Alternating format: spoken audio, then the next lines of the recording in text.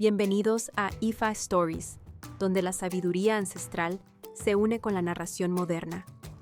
Adéntrate en el mundo sagrado de Ifa, el sistema espiritual yoruba, donde cada historia encierra el poder de la adivinación, el destino y un profundo conocimiento cultural.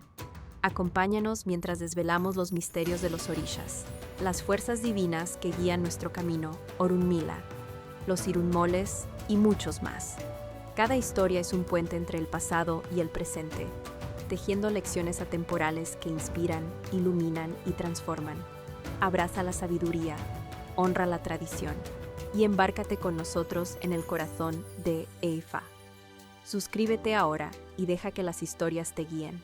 Para explorar historias yoruba completas, enseñanzas de Ifa y sabiduría ancestral, visita nuestro sitio web www.ifastories.com.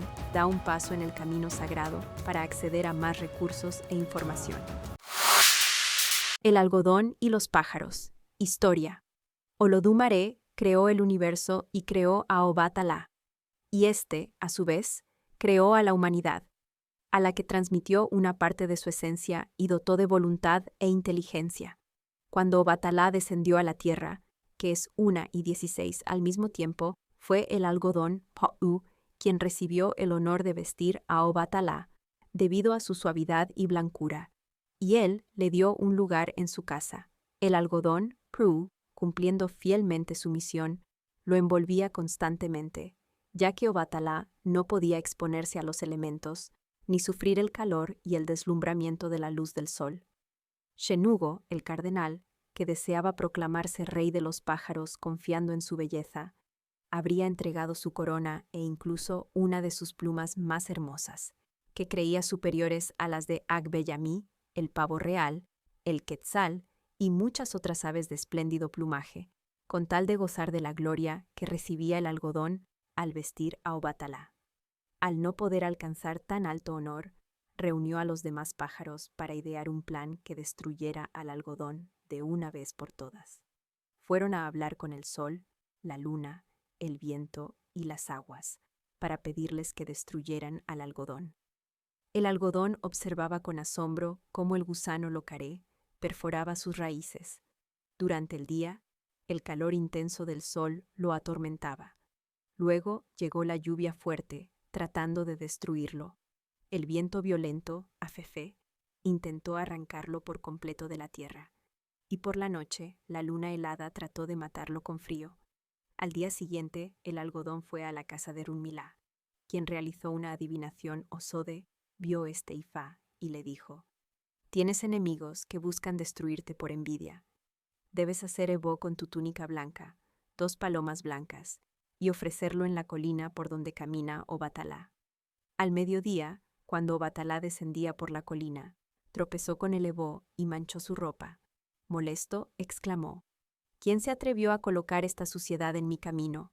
Esú, que estaba cerca, le dijo: «Padre, eso es un ebó». En ese momento pasaron los pájaros y le dijeron a Obatala: «Fue el algodón». Obatala, enojado, fue en busca del algodón.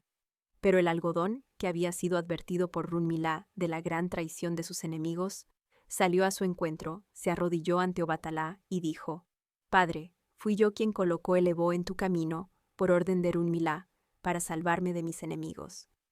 Obatala, aún molesto, respondió: «No necesitas hacer ebó, no tienes enemigos, eres noble, bueno y honesto». El algodón respondió: «Porque soy el manto blanco y suave de mi dueño y de todo lo creado. Los pájaros se unieron para acabar con mi vida», y le contó todo lo que habían hecho en su contra. Además, esos pájaros malvados se atrevieron a devorar a todos mis hijos. Obatala respondió: «Por eso ayer sentí tanto calor». Luego cayó mucha lluvia sobre la tierra, el viento rugió furiosamente, y por la noche sentí un gran frío. «Te bendigo, hijo mío. Hiciste bien en ir a la casa de Runmila.